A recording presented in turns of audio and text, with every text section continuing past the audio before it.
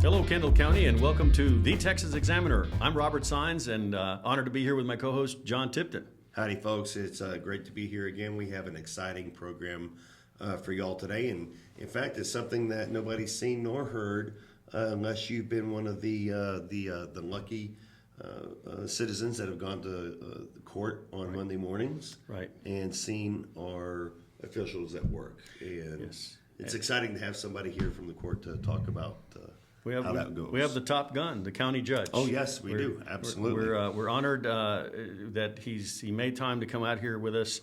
You got a pretty busy schedule as the county judge. You're not just overseeing one precinct. You're overseeing the entire county and a staff of employees at the courthouse, and it's a full-time job.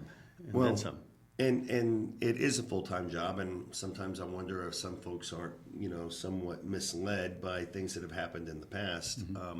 This is actually a definite full-time position, as you and I both know from observing quite a few of the court sessions and just knowing what we have on the table that still needs to be fleshed out. Sure. And so let's welcome Judge Shane Stolarczyk to the studio. Welcome, Judge. Well, thank you for having me. I appreciate the opportunity to get to know you guys better and our citizens. So thank you. Wonderful. John, what is a county judge? I mean, what do they do? Do you know? Give me that. Well, they sit behind a desk, I imagine, or they wear a gavel? black robe and a gavel. Nope, I don't think so. Well, no, hold on. Oh, wait. I know what they do.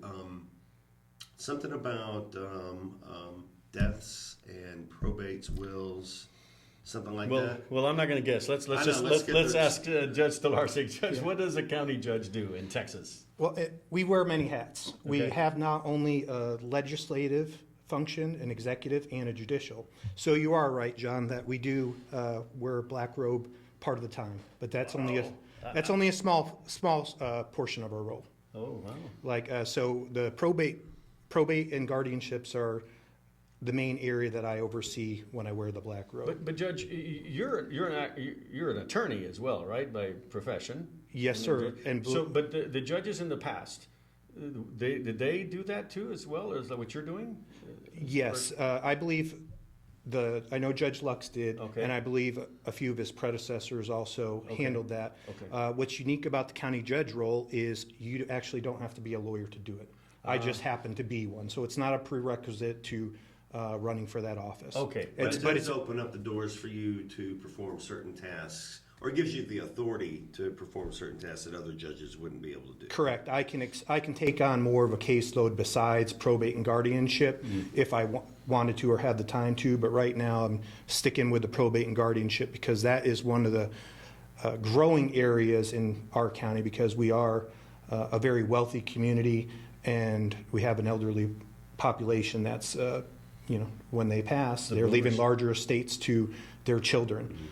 For example, today I just oversaw an $18 million estate, a $10 million estate, and then several $2 to $3 million. So having someone with that lawyer background is very critical, I believe, because these cases are getting more and more complex. Right. And I can kind of navigate those, any legal issues that pop up that a non-lawyer might not recognize.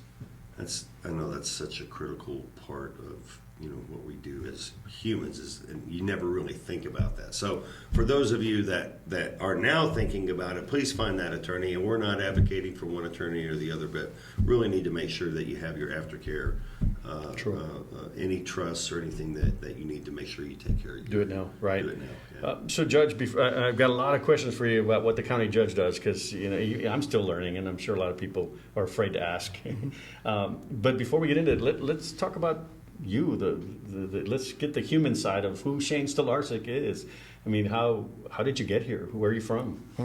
Well, you had to ask that question. So the best way to describe it, I've been told I'm not just a Yankee, but I'm a damn Yankee. I originally come from upstate New York. Oh, wow. And so born and raised up there, went to law school and college there.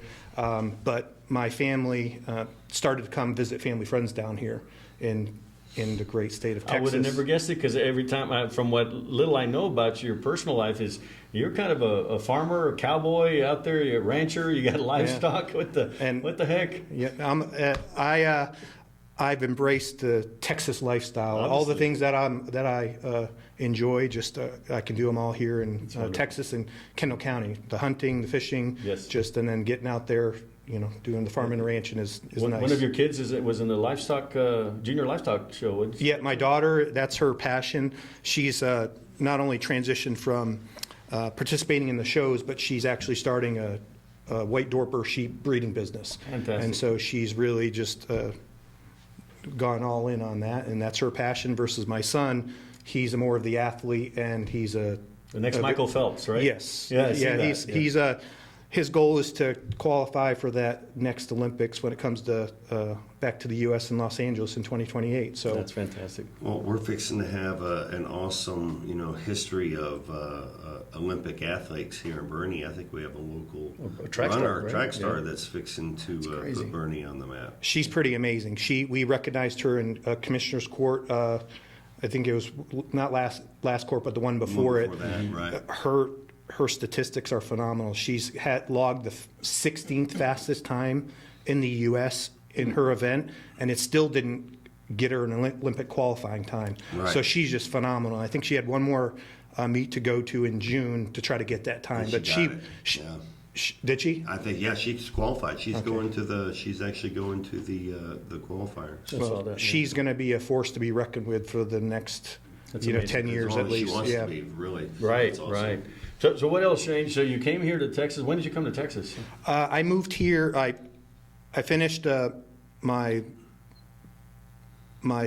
law school graduation in 2001 Right. in May, and as soon as I finished my lax exam, my dad and I loaded up with a U-Haul, headed down here to start studying for the bar the next week. And so I've been here since May of 2001. Oh, okay. And so I came here because I was given a job offer by a Court of Appeals judge who gave this Yankee a chance, and that the rest is history. It was supposed to be a 1-year gig, turned into a 10-year job with her. I was one of the youngest staff attorneys, which is basically a full-time elbow clerk for the judge. I was like her go-to clerk and served there for 10 years, and then I spun off with my wife to start an appellate law practice, which I still am partners with my wife, but I did that for 10 years, and then I started to get the political world. That's fantastic. Yeah. So politics. Why did you get in the political world? It's not something popular to do these days. You No, gotta have and a tough sometimes skin. I ask myself, what was I thinking? But Yes. we were practicing before the court that I worked at quite a bit, and the judges that were starting to get elected and appear before there didn't have an appeal background. They didn't have the qualifications like the people I worked with for many years had. And I was like, you know what? Instead of complaining about it, I'm going to do something about it. And so my first attempt was running for the same court I worked at in 2017. I ran for the Court of Appeals, which is the 32-county court, covers Kendall County up out to West Texas, all the way down to the border. And, I learned a lot in that. It was I thought those races, it was all about qualifications, but unfortunately it's not. It's about the demographic makeup in some of those counties, because it was at a time when straight ticket voting was still allowed. And so the year I ran, there were 32 Republican appellate judge seats up. All 32 of us lost. Oh, So it was not about Is that mostly qualifications. because of the border area, right? It's Bexar County a lot of and Webb Democrats. County. Yeah. There's those population centers of the Democrat voters outweighs everything else in all the surrounding counties. And we had a guy that was federally indicted out of Corpus Christi that year as a Democrat running, and he still won. So it didn't. Wait, he was indicted, Yep. and he's a member of the bar. At the time, he was just indicted, so he was Had been innocent until convicted, yeah. proven Had been guilty. convicted. And later he was convicted. But that just shows, and so that was kind of like it was a gut punch, because I had superior qualifications than my opponent. I believe I got the support of all different organizations like the San Antonio Police Department, all the big endorsements you want for that, Civil Justice League, Texans Against Lawsuit Reform. And all of us still lost. And so, like, it just was a shocker because I tried everything. You know, I did everything right, going to all events, meeting the right people, knocking on doors. Did you talk to Democrat groups too as well, or? I was not afraid to go to any group. I got in, had debates with my opponent, Right.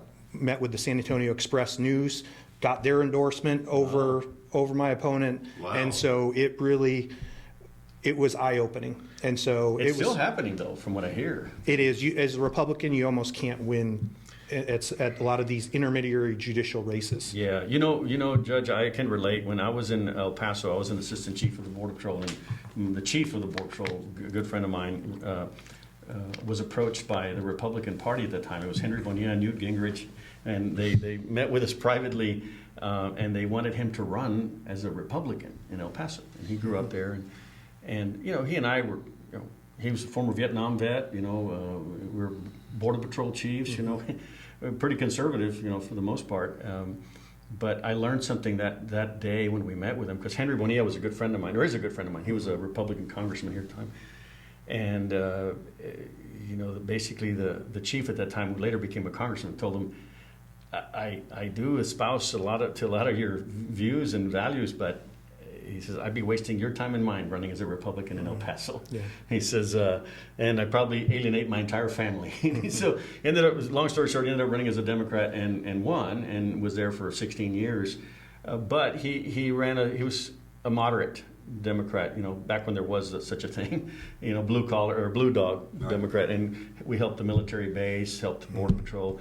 But it bothered me that, you know, you had to follow the party. And then when I moved here to Kendall County, same thing. It's like, well, Democrat's going to win in Kendall County right now. You know, Not for a long time. Not for a long time, yeah.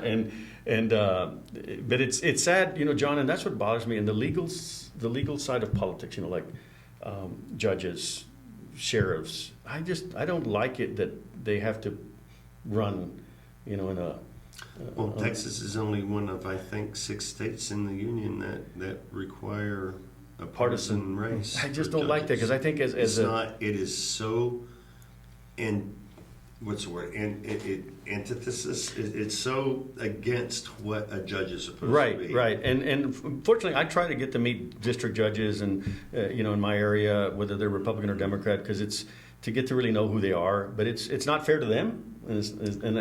But some people don't trust them. It's like, well, I'm a Democrat, so I don't trust a Republican judge. But your position, though, Judge Stolarczyk, as a county judge, is nonpartisan, though, right? Actually, it is. Oh, it is. You have to declare up, Okay. and so. But let me, before we jump to that, just one thing about the judicial races. Mm-hmm. You're right. It is unfortunate that they're lumped in with all the other races, because a lot of times it's the top of the ticket carries the down ballot people. So people go in there for a certain person, and they either stop voting, like in these bigger counties Mm-hmm. where there's dozens of people on the ballot. They get partway down and they stop because they don't know them. Right. And the judges don't do a good job getting out and meeting people. Correct. So I'm a lawyer. Sometimes I don't even know some of the judges on the ballot, and I chalk that up to the candidates. The candidates have a responsibility to the citizens to get their message out and get to know them. And that's part of it. But I think moving the judge races to an off primary kind of cycle where, you know, it's kind of like the city elections. They kind of Yes. happen in May. I think getting them off the main cycle onto a different schedule may help, where people can focus more and do a little more homework on that. And not carry over the emotions from Correct. a big party That's race. it, the emotions. And because it is, everything's coming down to Because emotions. I want to trust my Humans judges. are bad at that. Yeah, I want to trust my judges that you know, that they are going to balance the scales, right? You'd like to think that they have great legal minds, and they're empathetic as well. You know, both sides. Would you say? You want people who can be objective. Objective. Yes, I may be elected as a Republican, but when you step before me, I don't look at whether you have an R or D next to your name. It's what are the law and facts. That should be the only thing that guides me. And sometimes people nowadays, you see it in all politics. People Sure. are very impassioned, and sometimes they can't take that hat off. But I really strive hard to focus on what's before me, the issue, no matter what it is, whether all the citizens riled up, passionate one way or another on an issue.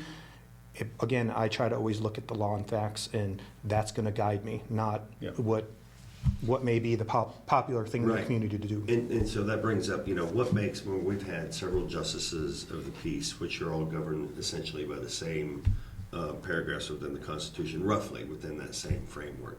So the requirements and some of the duties that they perform are somewhat similar. But what makes a good judge, Shane? What are we looking for? I mean, is it that person that is spending 20 hours a day but you never see them, or is it the starched jeans and white shirt running around town all day long without spending a lot of time in the office? What is there a balance? How do we address that? Yeah. Well, obviously, there is a happy medium, because I think by being out in the community, I get to hear what's going on, what is important to people, what's not. And so part of the job is getting out there and supporting, like the firefighters at their fundraisers, right, and attending the different groups out there, just to, because you can't if you run in a small circle, those are the only things you hear is those same voices. I try to get out in different groups and to hear it from different parts of the community. So that is part of it, but I don't think it is the be-all, end-all. For me, I would prefer, I don't think of myself as a politician. I personally don't like the politics. I like serving the community. And so you may not see me out at all the events. I try to balance it. I find it being at the office trying to get stuff done is most important. That's what you elected me for. You didn't elect me to go campaign day in and day out. Correct. You elected me for results. Right. And so that's what I believe is my number one priority. And so just because you don't see me doesn't mean I'm not working, because I take this job very seriously. What you don't realize is a lot of these, if you do the job right, they're sacrificed, not only by me, but my family. And I believe it, Judge, because I've been trying to get you on the show for months and months, and I started to think it a little personal, but I got to meet Melissa, your executive assistant, Yes. and every time that she'd reschedule, or she never said no, so I kept telling John, well, I don't know, the judge wants to be, I don't know, maybe he doesn't like us. But it was always rescheduled, but it was always a valid reason. You had to meet with the fire department, or you had to have a budget hearing, and it was always something. Obviously, was more priority than the podcast, which is more. What's the podcast going to do other than just kind of? It's almost like a political platform for you. But you always made, in my opinion, you always made the right decision. You put your job first before coming out here and doing some PR work. So thank you for that. Well, and I appreciate your patience. I know you were very kind and willing to reschedule, because I know a couple of times I had to reschedule at short notice. Yeah. But I respect what you guys do. I wouldn't say you're not important, because you are, because you're doing a service to the community by getting different messages out on different topics that you don't get necessarily in the newspaper or through Facebook, and you try to be neutral. So I appreciate that, and that's why I'm here, because I figured you guys are doing something good for the community, and I want to do my part. Well, thank you. So let's talk money.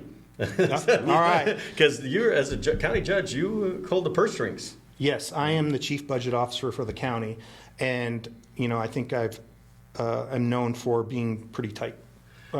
That's a nice word. Yeah, because frugal could have been something else. Yes, so because it rubs me raw when I see the politicians in D.C.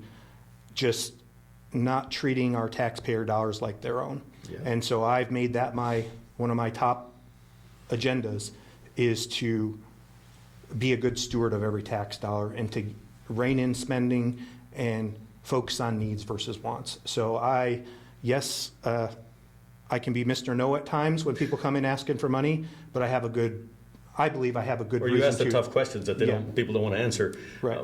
So what have you done with the budget? I understand you've been trying to balance it, or you have balanced it? No, my goal is to balance the budget by next year. Next year. So when I took office, the way the county, let me take a step back. So every county has a reserve balance. Think of that as your savings. Mm-hmm. And then you have your general operating fund. And so you have this reserve balance for emergencies or one-time expenditures. And historically, we tried to save about 20% of our budget. Okay.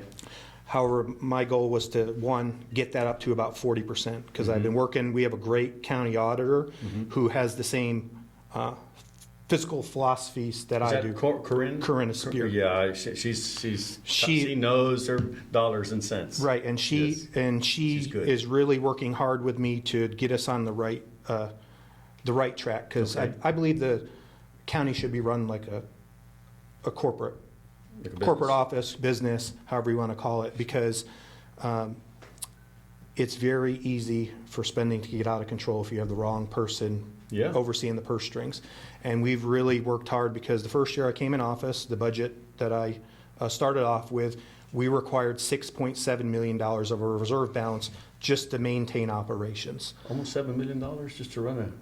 Right, but that was digging into our savings, $6.7 million, just to make us operate that year.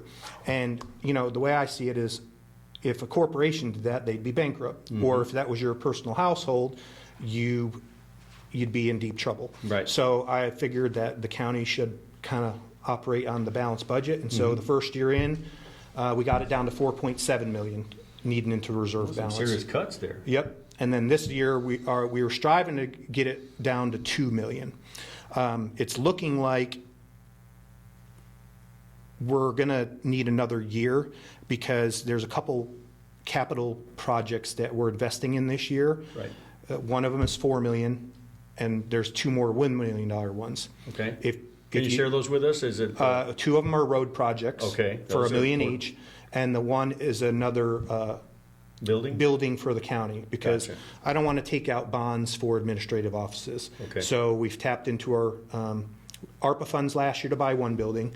We're going to tap into our reserve balance, $4 million this year. And excuse you for interrupting, Yeah. Judge. Tell our viewers, what is ARPA? ARPA is the COVID rescue relief money, and each local government was given some of that money over the past couple of years, and it was kind of help you through those tough times. That's going to end, though. We're not going to. Those funds don't continue every year, right? Correct. It's over. We're basically down to our last couple $100,000. Okay. And we're spending those on some little things this year, but that's gone. Okay. And so we're going to have to live off of taxpayer dollars to operate. And so we got to make sure that we're making smart decisions when we use that money.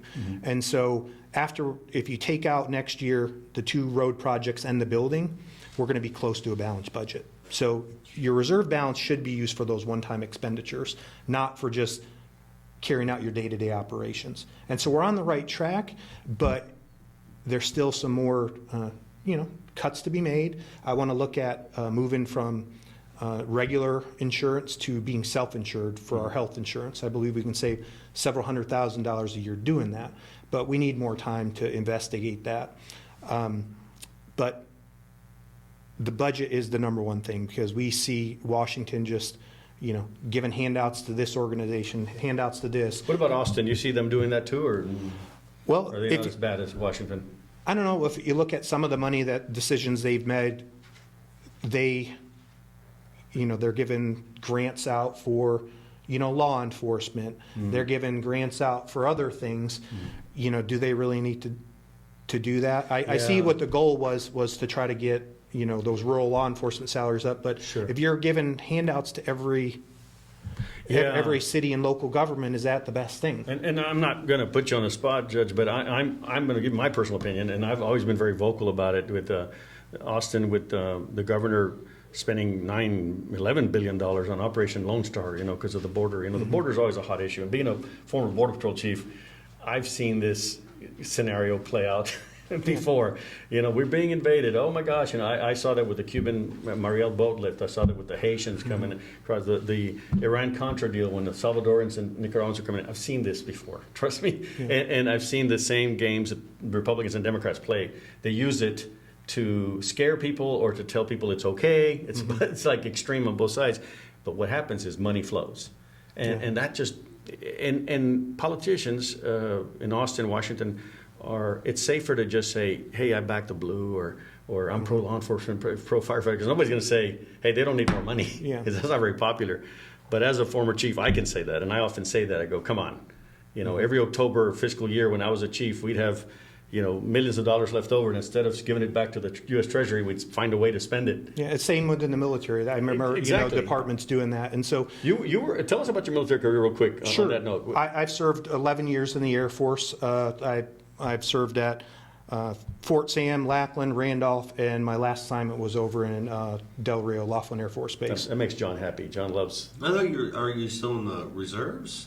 I'm in a program called the IRR, Okay. so I'm in a holding pattern because Yep. I got a back and shoulder injury, and so I got to be reevaluated. So Right. it's actually it worked out nicely because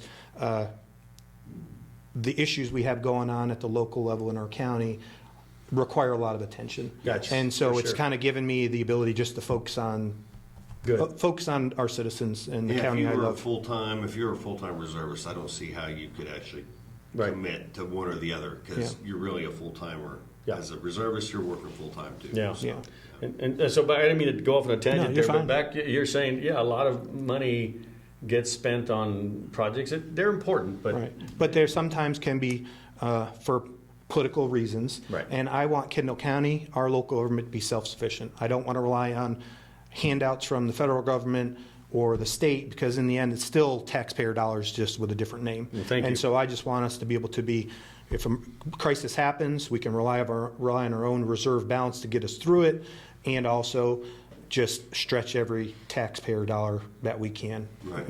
within reason. There's certain things you have to invest in that are going to cost money.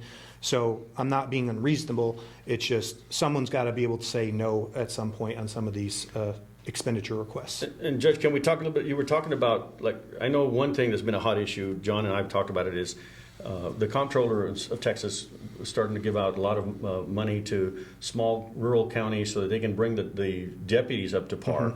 I think $45,000 is the annual salary they wanted deputies to be at. And then any more money from that was to be used for equipment or whatever.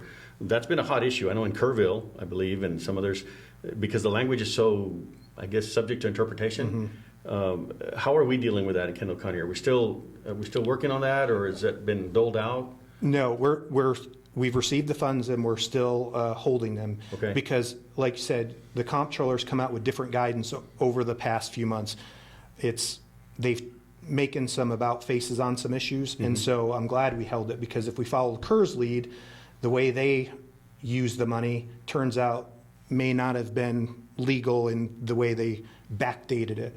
And then the way that it was originally written, you had to be part of a routine patrols or routine traffic stops had to be part of your main duties. Right. That was the language of the statute. Now, the guidance supposedly is coming out that it may be able to be used in a broader sense to any law enforcement officer, because they can technically perform stops. Right. So it was a good idea to want to get up the salaries, but they didn't think through all the rules in advance. And so that's why it's been really muddied at this point. And again, trying to put my lawyer hat on, I wanted to do my due diligence before we stepped in it, because pause. you can't, once you spend that money, you can't undo it. Because once it gets in their pocket, you can't say, oh, I'm sorry, I made a mistake because Give it we back. rushed into it. So Yeah. I want to make sure we're doing it right, because I want to make sure that the deputies get the pay they deserve, but I got to also protect our citizens, because guess who's got to pay for it if we screw up and pay it back?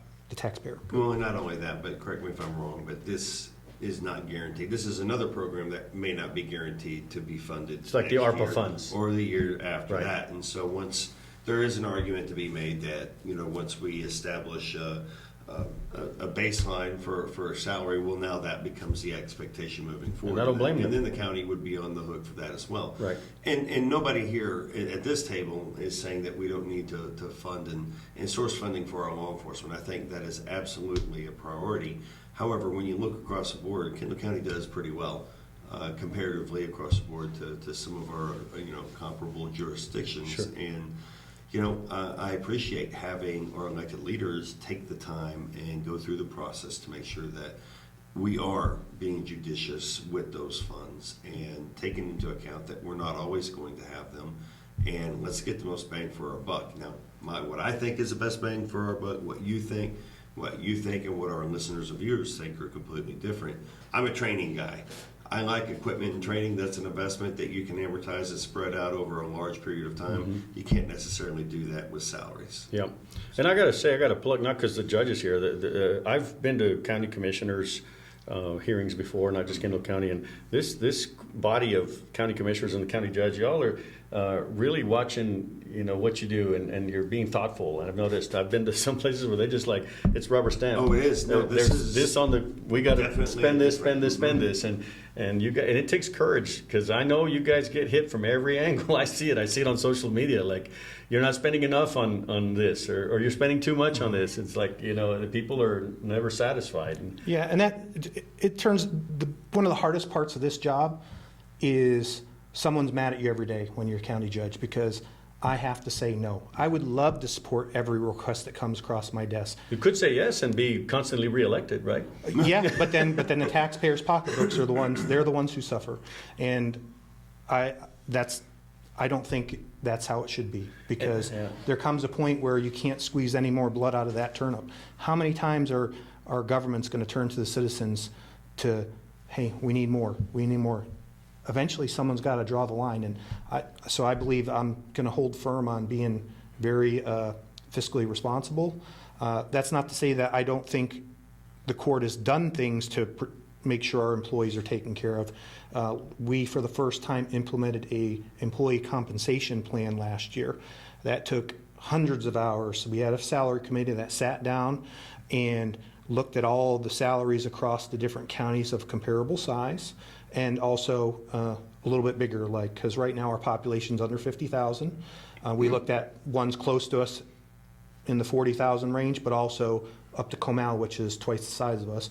And we found numbers or figures for each job, like engineer, the general counsel, things like that. And we created a chart kind of like the military. So every 2 years, you can go from your bottom starting salary by 20 years to hit the max. And so you have a career path, A step up. a step-up program. So every 2 years, you'll get a 2% increase to your salary, regardless of what COLA is or what's going on, just by doing your job and doing it well.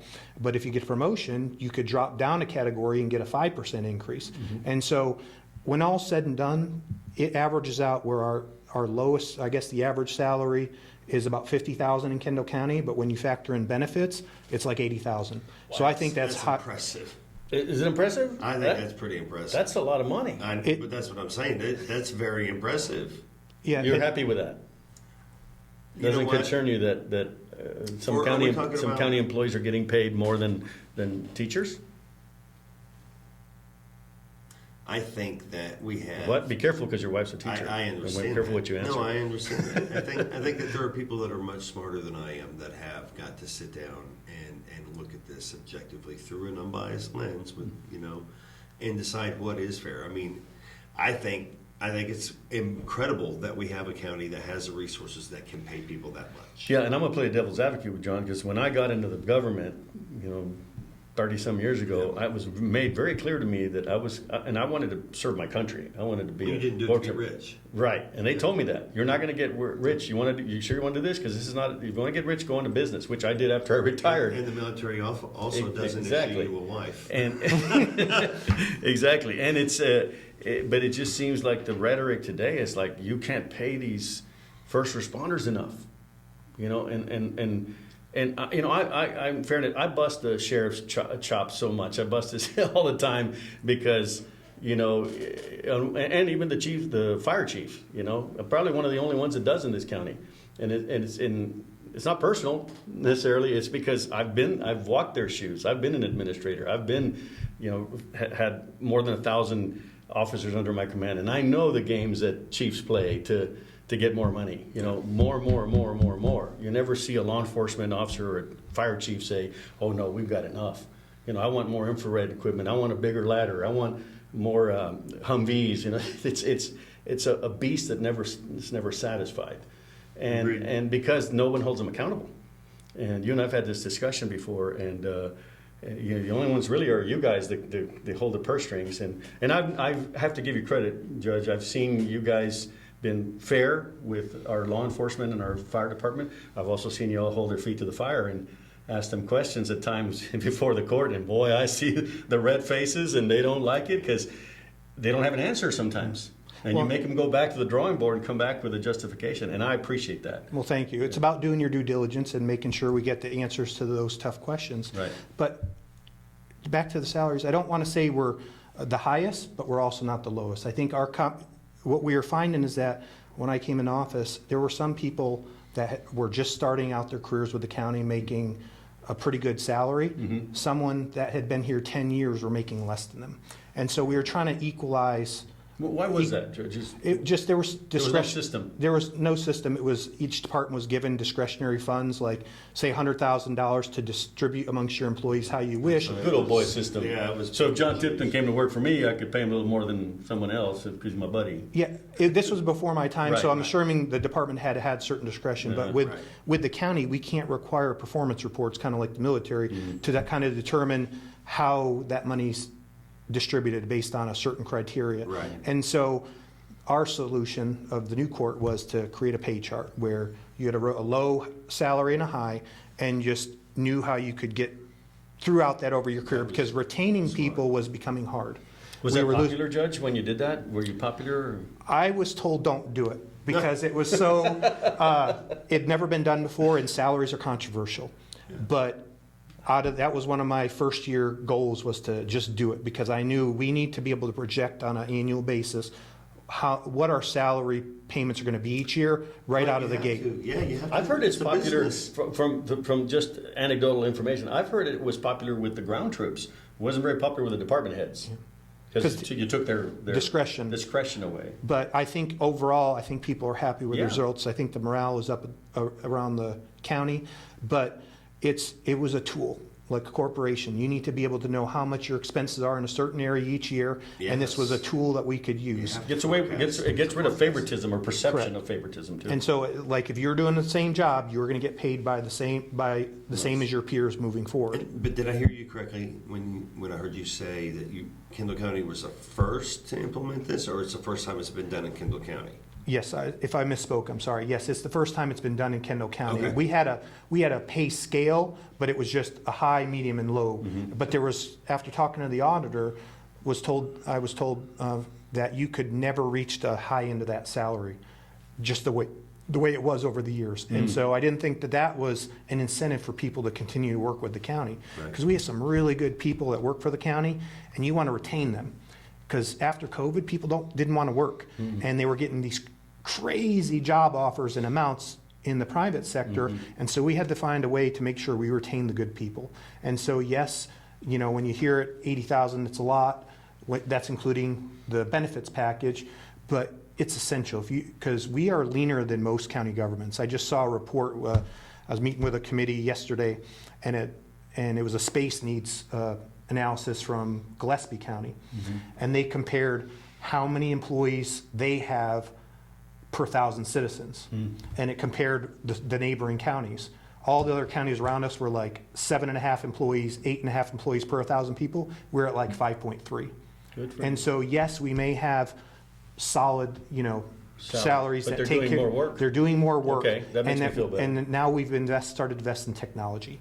So instead of growing the government, we're able to keep it small and use technology to make jobs and departments easier. So we're trying to think creatively on ways to not only pay well, to keep good, smart people and bring in new folks with fresh ideas, because a lot of times in government you see the same people there for many years. That makes me feel better, Judge. You're running it like a business. Yeah. I can't argue there. If I challenge you, you're paying people too much, and you say, yeah, but I got less people, but I got a higher caliber person doing the job maybe 2 people.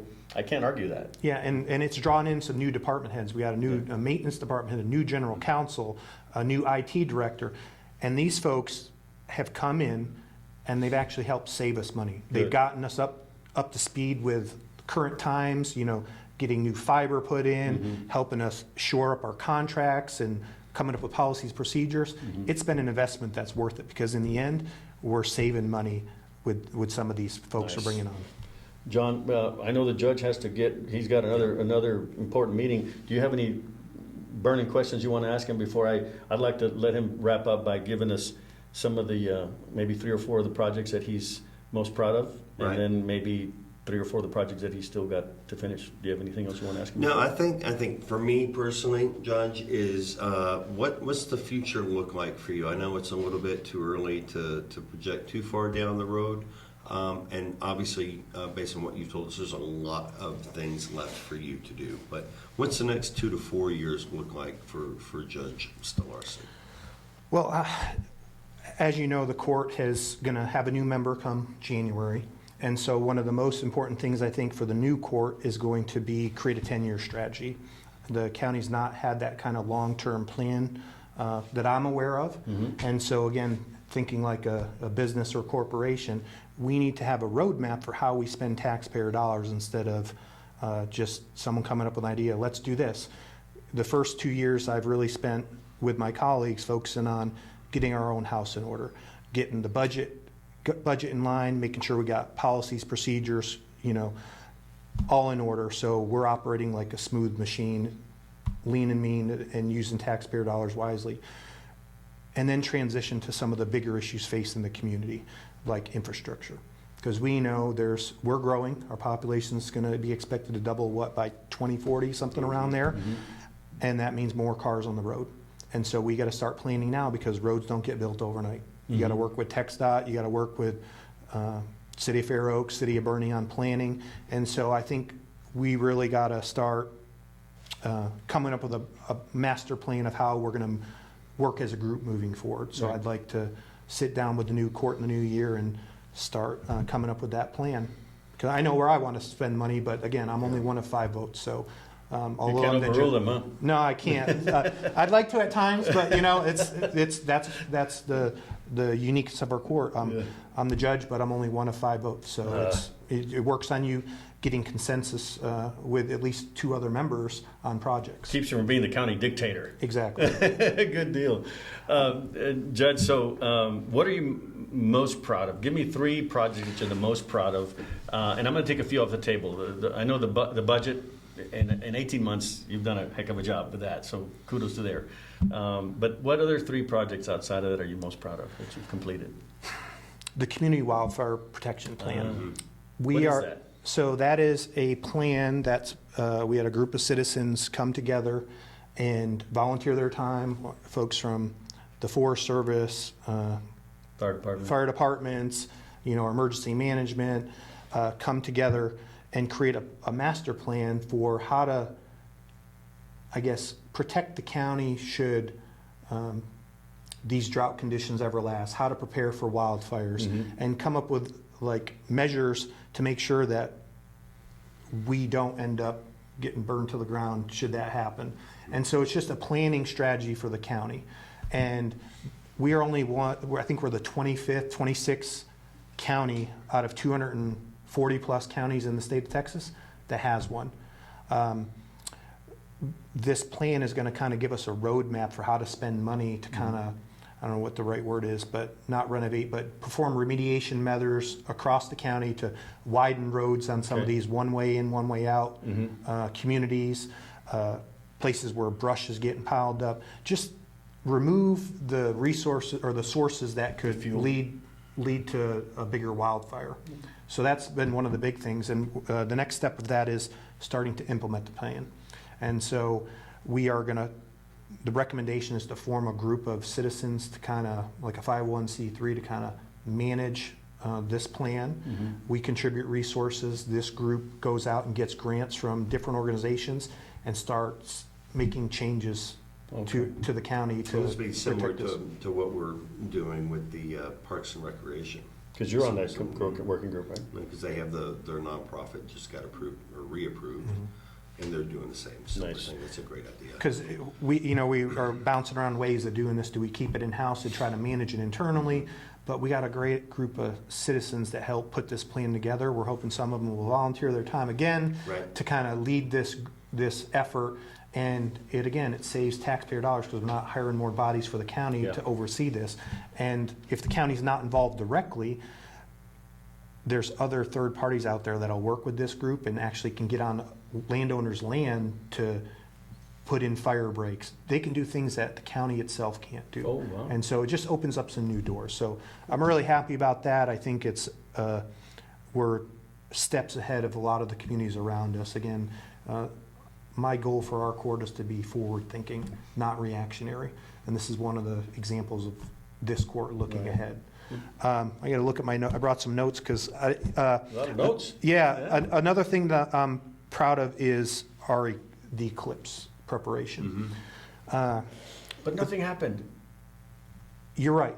Nothing happened, but it allowed us to use it as an exercise for a future event. Okay. We thought it was going to be a real event based on the data that was coming to us and the information we were receiving from the FBI and other things. Right. We thought we were going to be inundated.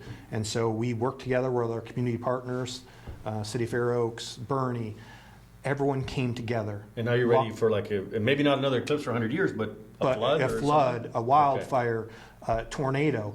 The same techniques and strategies we use to prepare for that, we can mirror for a future emergency. Like you said, And so- dress rehearsal. Right?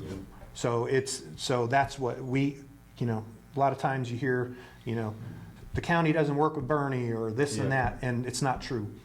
The chamber was involved, the school, all different organizations, Federal, HEB, state, this federal, state, everyone came together.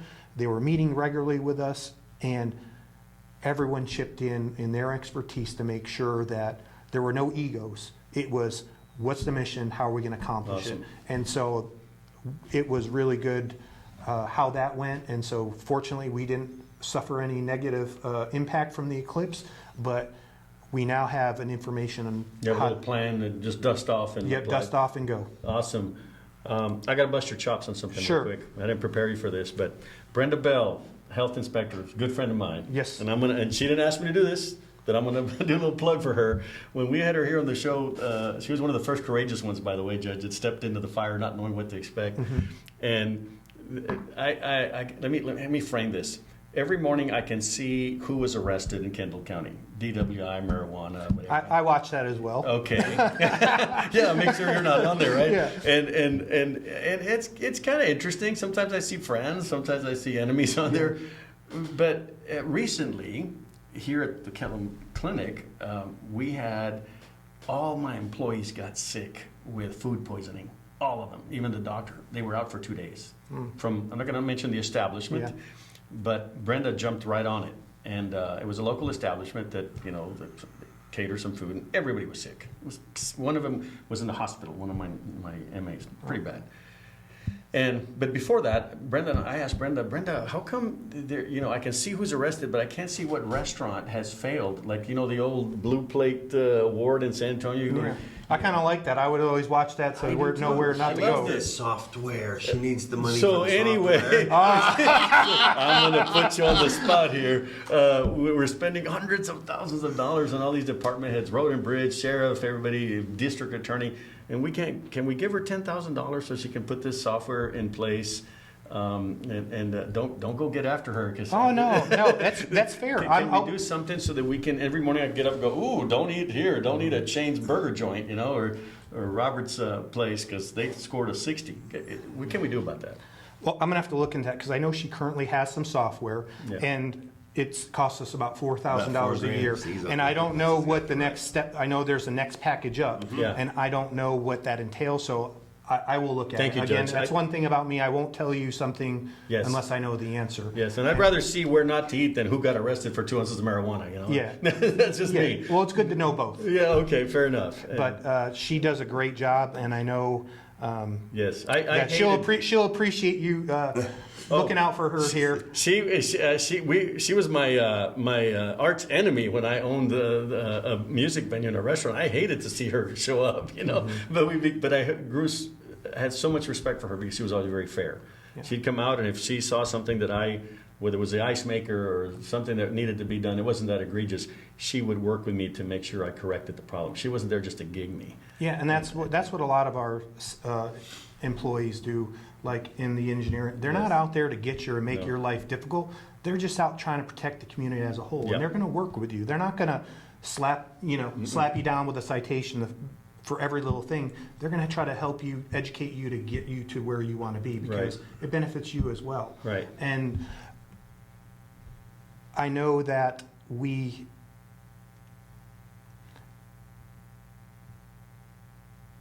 Well, scratch that. That's a We gotta lawyer break right the there. pause. No, we That's got a to break lawyer. the pause. We're Yeah. good. We're good. Okay. Anything else you wanted to cover real quick, Judge, that you missed on your?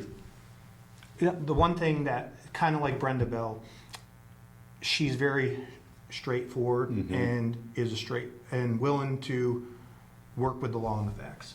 I really try to maintain that philosophy and everything. So there's times I'm going to agree with you and disagree with you.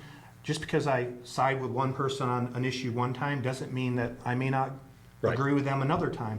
I really take politics, personal bias out of this office. I really just try I see to that. go based on what's presented. And it's real important for your local leadership to operate like that, because you want to know the next time you come before me, I'm not going to already have a predetermined answer to your position, or that I'm not going to treat you differently than the person with the same set of facts that comes before me another time. I've seen And that. so- I've seen that, Judge. I've had people come up to me and go, I don't know. You see, Judge Stolarczyk, he voted on this. I don't know. We can trust him. And then, well, he voted on this other thing, so I guess we can trust him. And but it's always you made the decision that was best for everybody. You don't play. I can see you don't play politics, but And I feel I can defend every Yeah. decision I make. I try to do my homework, Yeah. and I'm not afraid to people to come up to me and say, "Why'd you do something?" Yeah, I got you- nothing to hide. I'm an open book, because that's what you want. You want someone that's open and willing to consider all sides of an issue. Absolutely. And so I know that's the way I try to carry myself. Some people like it, some people don't, but I try to always be a straight shooter. You've been and consistent. You can count on me to be consistent and honest with everyone. That if I tell you something, I'm going to follow through and I mean it. And if I don't have an answer, I'm going to tell you that. Yep. And to add to that, it's incumbent upon the citizens as well to not exacerbate or foment or add to fuel to the fire by saying, well, this particular politician doesn't want to vote this particular way because they want to protect this. Yes. Folks, we've got to stop doing this. Right. Get involved. Nobody in this community is looking to take advantage of anybody or any one particular situation. We're all working together to try to make it the best we can. And we may not agree with it, but to your point, instead of passing or talking rumors or half-truths, get involved. Go to the commissioners. Come see me. Yeah. I'd rather answer the question directly than you rely on social media, because Absolutely. people only get part of the story a lot of times. There's been a lot of issues. I really don't follow social media because I'm focused on the job. Right. But there's things that go on out there that you're getting one part of the story. Or If you people on dig- social media jump to conclusions and they hear something and they perceive it's about them, and it's not really about you. Come see me. I'm happy to sit down with anyone at any time. Good for you. And so I just love serving. I'm going to retire here. I have my goals to hopefully do another term and finish what I started, but I'm in it for my love of this county. Well, here And goes so- my shot for county judge Yeah, next go right, around. He right. just told us, folks, he's going to run again. Run again, yeah. Good for you, Judge. Judge, who's going to be? I'm asking just as the last question in case you want me to cut it out. Who's going to be better for Kendall County? Which president? Presidential election's coming up. President that's- Trump, President Biden. Who's going to be better for us?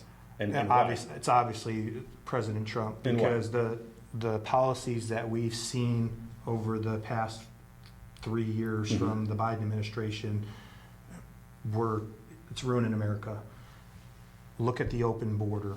How can you say having an open border makes us all safer and a better country? I know people are coming in here because it's the greatest place on earth, but there's got to be a checks and balance on who's coming in. You got to know who's coming in. You got to know where they're coming from, but that's not happening. It's not making this state or this country safe. No, I'm gonna just respectfully disagree with you there, because people say open borders. It's not an open border. First of all, I've just been down to the border recently, and I think the misunderstanding is that there was we were letting all these refugees come in and just letting them file for asylum and leave. But Biden has actually implemented a lot of what the Republicans wanted recently, probably for political reasons. We know that he was held accountable and he did it. So I think he's that has been implemented. But I disagree, because Okay. it's got an arbitrary cap, 2,500. Where'd they come up with that figure? You think it should be zero? Just, I think it should be. Anybody who seeks asylum, they should wait in their Follow country. the law. Okay. The law has reasons of how you can qualify to come here, and if you don't meet those standards, you shouldn't be allowed in. Okay. And look at the backlog in all these immigration judges. They're getting dates years away. Right. What are they doing in the meantime? So we need more judges. Are they being vetted? yeah, we No. need more judges, for sure. Okay, so I'll concede there. What And then other the issues? economy. Look at inflation. Inflation is killing us. Everything at a local level, we were paying, I think, what, 80 grand an officer vehicle last year. This year, to outfit it, it's like 91,000. So just in 1 year's time, it's changed. Everything costs more, and so it's making it harder for us as a local government to stretch those taxpayer dollars. And you think President Trump's going to fix that or help with that because of his policies? I think so, Okay. because we didn't see, arguably he contributed to as well, because there was some money printing under his leadership because of COVID. Right. And He had to do that. he Thanks had, to him. Yeah. right, so Yeah. the last two administrations have exacerbated the inflation, and it's not really coming, it's starting to come down a little bit. Right. But look at the interest rates. The Fed's promised all these cuts, but they're not. I personally believe those rates are being manipulated for political reasons versus what's best. Right. Because if you really think you want to get inflation under control, you got to increase those rates even higher, not cut them. And so it's the financial policies as well of that Biden administration, and also their spending. I mean, you got to start cutting policies just like we are here. There's so many worthy causes out there, but the pie only feeds so many people of the taxpayer dollar. That pie has got to feed everybody. Yes. And the feds, unfortunately, have the ability to print money.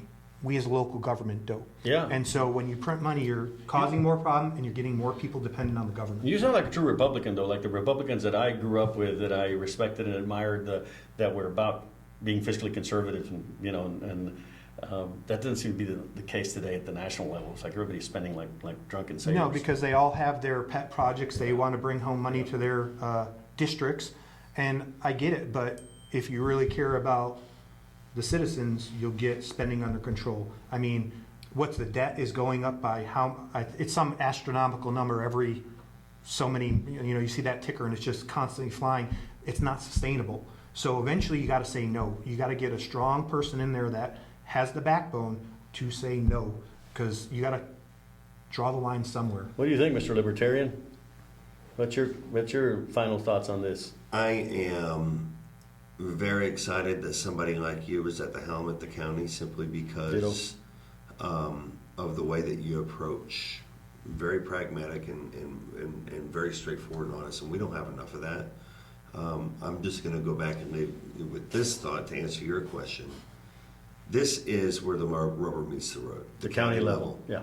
I really don't give a shit, excuse my language, what they're doing in Washington, D.C., and in most respects what they're doing in Austin. Right. Because when it comes to my salvation, my financial well-being, My roads, how I interact with my neighbors, it happens right here. Sure.